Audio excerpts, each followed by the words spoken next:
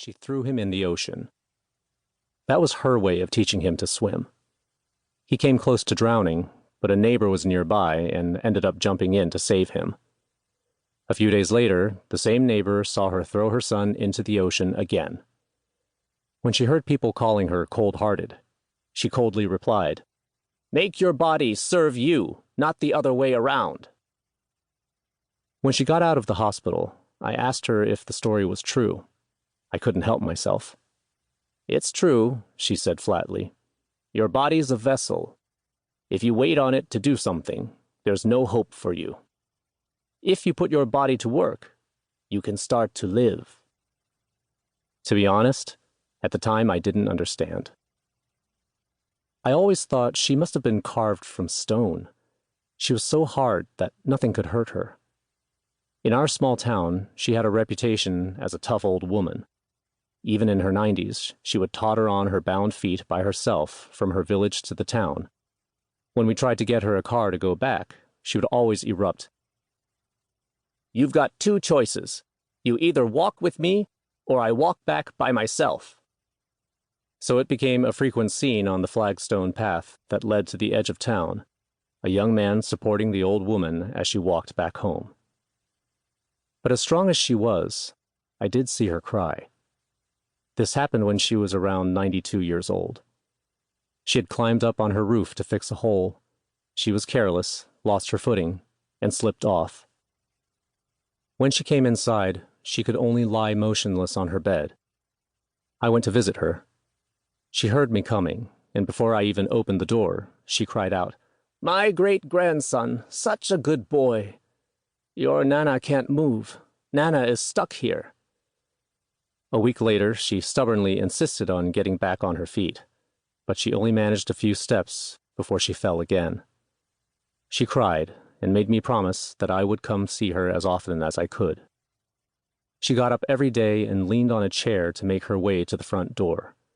She sat there, waiting for me. I went to visit as often as I could, and even after she had recovered, I kept going, especially when something was bothering me. Sitting with her, I felt an indescribable peacefulness. I started to see her less frequently after I went to university and then took a job in another city.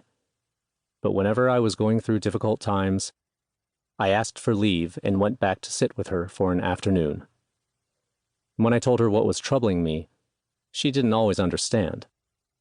She was hard of hearing too, so maybe she didn't even hear me. Whenever I saw a slightly perplexed smile spread across her face, smoothing the wrinkles that the years had carved, I felt completely at ease. I found out about her passing on a completely ordinary morning. My mother called to tell me that she was gone, and then both of us began to cry. She told me that Nana had wanted to tell me this: "Don't let Blackie cry. Death is just another rung on the ladder. If you remember me, I will be there.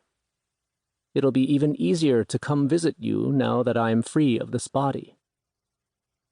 It was only then that I finally understood what she had said to me, that I understood her outlook on life.